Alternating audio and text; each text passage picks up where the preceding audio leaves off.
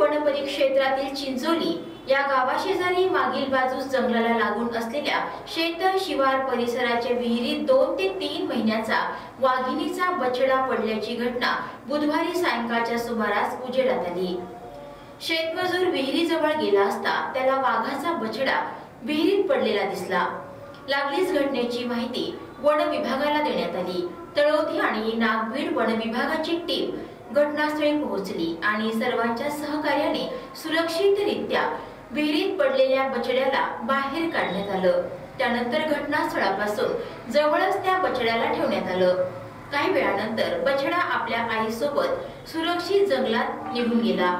यावेळी वन विभागाचे अधिकारी तळोधी वन परिक्षेत्रातील मने भरणे मांढरे तर नागभीड वन परिक्षेत्राचे सय्यद कुथे जीवतोडे, ढाकण स्वाप संस्थेचे यश कायरकर, जीवेश सयाम, शरद गबने आणि सदस्य झेप निसर्ग मित्र संस्थेचे पवन नागरे, पराग भानारकर, क्षितिश गरमडे आणि सदस्य मानद वन्यजीव रक्षक विवेक करंबेकर हे सुद्धा घटनास्थळी उपस्थित होते।